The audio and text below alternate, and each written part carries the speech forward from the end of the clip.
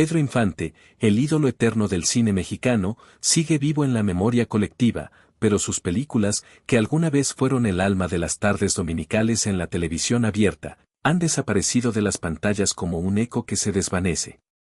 ¿Por qué ya no vemos nosotros los pobres, los tres huastecos o a toda máquina en los canales de siempre? ¿Qué pasó con joyas menos conocidas como Pueblo, Canto y Esperanza o Gitana, Tenías que ser? Y, sobre todo, ¿quién es el dueño actual de este tesoro cinematográfico? En abril de 2025, 68 años después de su trágica muerte, desentrañamos el enigma de las películas de Pedro Infante, un viaje que nos lleva desde los días dorados del cine mexicano hasta las plataformas digitales de hoy, revelando cómo el legado de un mito cambió de manos y dejó de ser parte del ritual televisivo de millones. Acompáñenme en este recorrido por la historia, la nostalgia y los secretos de un icono que sigue conquistando corazones. Pedro Infante no era solo un actor o un cantante, era un fenómeno cultural, el rostro de un México que soñaba con superarse. Nacido en Mazatlán, Sinaloa, en 1917, su vida fue una epopeya de talento y carisma. De cantar en las esquinas a llenar salas de cine, Pedro se convirtió en el charro valiente, el amigo leal, el amante apasionado que todos querían ser o amar. En apenas 15 años, de 1942 a 1957, filmó 56 películas, un legado prolífico que capturó la esencia de una época. Títulos como Pepe el Toro, Dos tipos de cuidado y Tizoc son hoy sinónimos de la época de oro del cine mexicano, una era donde las historias de amor, lucha y redención resonaban en un país en transformación. Pero no todas sus cintas alcanzaron la misma gloria. Mientras algunas se convirtieron en clásicos inmortales, otras, como Yo soy el culpable o Escuela de Música, se desvanecieron en la memoria colectiva. ¿Por qué unas brillaron y otras se olvidaron? La respuesta está en una alianza creativa que marcó un antes y un después, Pedro Infante e Ismael Rodríguez. Cuando Pedro llegó a la Ciudad de México en 1939, su sueño no era el cine, sino la música. Quería ser un cantante reconocido, como los grandes de la radio. Durante 3 años, se abrió paso en el competitivo mundo del espectáculo, cantando en programas radiales y pequeños escenarios. No fue hasta 1942 que dio sus primeros pasos en el cine, con papeles secundarios en películas como La razón de la culpa. Estas primeras cintas, sin embargo, pasaron desapercibidas. Nunca le atinaba a nada, confesó Pedro años después, con esa humildad que lo definía. Todo cambió en 1943, cuando conoció a Ismael Rodríguez, un joven director que, como él, buscaba hacerse un nombre en una industria dominada por gigantes como Emilio Fernández y Gabriel Figueroa.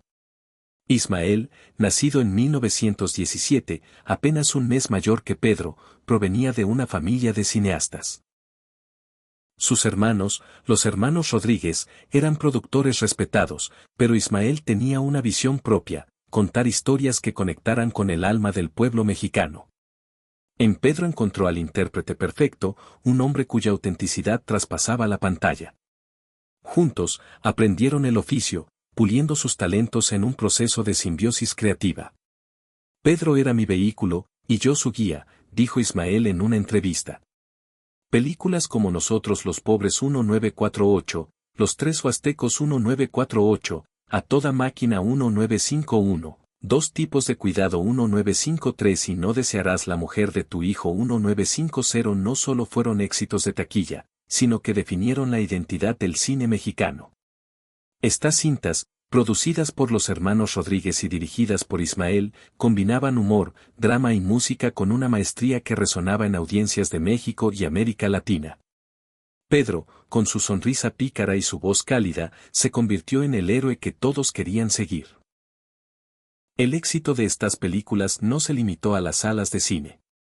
Cuando la época de oro comenzó a declinar en los años 60, la televisión abierta, liderada por Televisa, se convirtió en el nuevo hogar del legado de Pedro.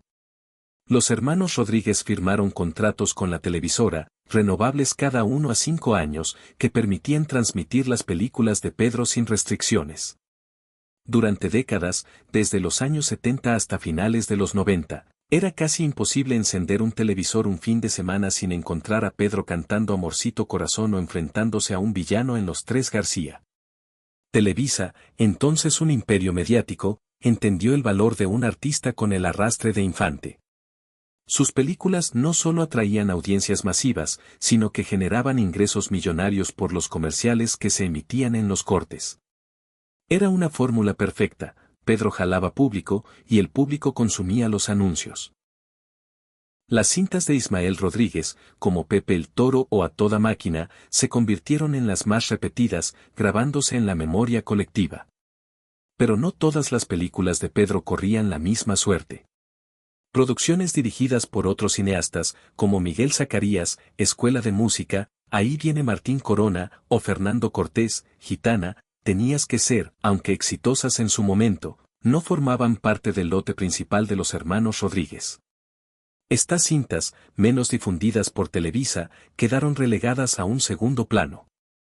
La repetición constante de las películas de Ismael creó un fenómeno curioso: el público asociaba a Pedro casi exclusivamente con esos títulos, olvidando otras joyas de su filmografía.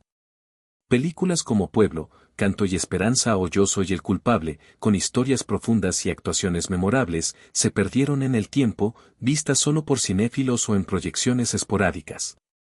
La estrategia de Televisa era astuta.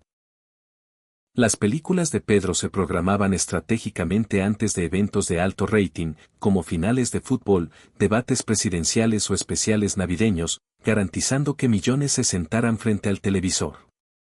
En los años 80 y 90, cuando la televisión era el centro de la vida familiar, estas transmisiones eran un ritual.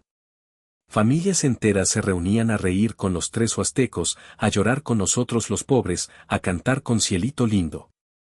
Pedro no solo era un ídolo del pasado, era un compañero constante, un puente entre generaciones. Pero este idilio comenzó a desmoronarse en los albores del nuevo milenio. En 2004, un evento cambió el destino de las películas de Pedro: la muerte de Ismael Rodríguez. A los 86 años, el director dejó un vacío en la industria y en la familia Rodríguez. Sus herederos, enfrentados a la tarea de gestionar el vasto catálogo de la productora, tomaron una decisión trascendental: vender los derechos de las películas, incluidas las de Pedro Infante, a una empresa propiedad de Carlos Slim, uno de los empresarios más influyentes del mundo. La transacción, realizada a perpetuidad, transfirió las licencias de distribución y difusión a compañías bajo el paraguas de Slim, como Claro Video, una plataforma de streaming con presencia en 18 países latinoamericanos. De la noche a la mañana, las cintas que habían sido un pilar de Televisa dejaron de pertenecer a la televisora, rompiendo una tradición de décadas. Esta venta marcó el fin de una era. Televisa, que había construido parte de su imperio con el catálogo de Pedro, perdió el control de las películas. Las cintas de los hermanos Rodríguez, junto con otras de la productora, migraron a plataformas digitales, donde Claro Video comenzó a ofrecerlas a un público global. Aunque las películas seguían disponibles, el cambio tuvo un impacto profundo. La televisión abierta, accesible para todos, fue reemplazada por servicios de streaming que requieren suscripciones y acceso a Internet, algo inaccesible para muchos mexicanos, especialmente en zonas rurales. Además, las empresas de Slim tienen la libertad de licenciar las cintas a otras televisoras, como TV Azteca, que ocasionalmente las programa en fines de semana. Sin embargo, estas transmisiones son esporádicas, carecen de la regularidad y el impacto cultural de los días de Televisa. ¿Por qué las películas de Ismael Rodríguez siguen siendo las más recordadas? La respuesta está en su calidad y en su difusión masiva.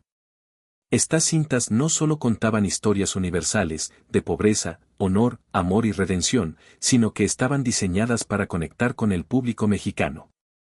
Los personajes de Pedro, como Pepe el Toro o los hermanos Huastecos, eran arquetipos que reflejaban los valores y luchas de la sociedad. Además, la repetición constante en Televisa durante décadas las convirtió en parte del ADN cultural.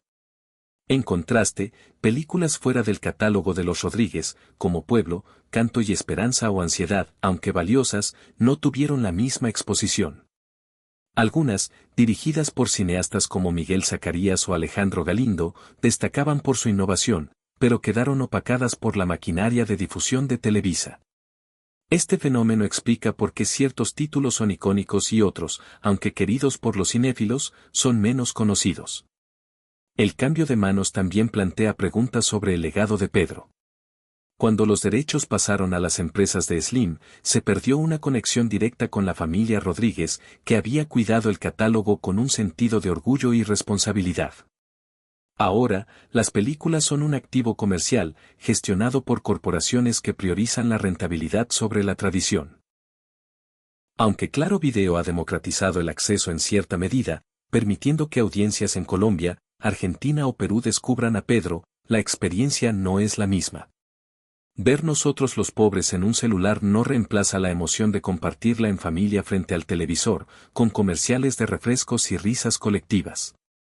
Además, la transición al streaming ha dejado atrás a quienes no pueden pagar una suscripción o no tienen internet, excluyendo a las mismas comunidades humildes que Pedro representaba en sus personajes. Sin embargo, el poder de Pedro Infante trasciende estas barreras. A 68 años de su muerte, sus películas siguen siendo de las más demandadas en plataformas digitales, especialmente las de Ismael Rodríguez. Su carisma, su voz, su capacidad para encarnar al hombre común lo mantienen vigente. En un mundo donde el cine mexicano lucha por recuperar su brillo, Pedro es un recordatorio de lo que fue posible, historias que unían, que emocionaban, que hacían soñar. Pero su ausencia en la televisión abierta es una pérdida cultural. Era más que entretenimiento, era un ritual que fortalecía la identidad mexicana, un lazo entre abuelos que lo vieron en los cines y nietos que lo descubrieron en la tele. ¿Qué nos dice este cambio? Que incluso los legados más grandes pueden transformarse en mercancías, sujetos a las dinámicas del mercado. Las películas de Pedro no han desaparecido, pero han perdido su lugar en el corazón de la televisión abierta, reemplazadas por realities y telenovelas. Sin embargo, su espíritu sigue vivo. Cada vez que alguien enciende Claro Video o encuentra una retransmisión en TV Azteca, Pedro regresa, cantando Cielito Lindo, peleando por la justicia, enamorando con una sonrisa. Su historia nos invita a reflexionar, ¿cómo preservamos el legado de nuestros íconos en un mundo digital? ¿Qué significa que un empresario, por poderoso que sea, controle el acceso a nuestra memoria cultural? Queridos historiadores, los invito a compartir sus recuerdos. ¿Cuál es su película favorita de Pedro Infante? ¿Dónde la vieron por primera vez? ¿Sienten, como yo, que algo se perdió al dejar la televisión abierta? Déjenme sus historias en los comentarios, las leeré con cariño. Pedro Infante, de 1917 a 1957, sigue siendo el alma de México, y sus personajes, forjados por Ismael Rodríguez, no los olvidará el tiempo. Nos vemos en la próxima emisión, su amigo, David, el historiador.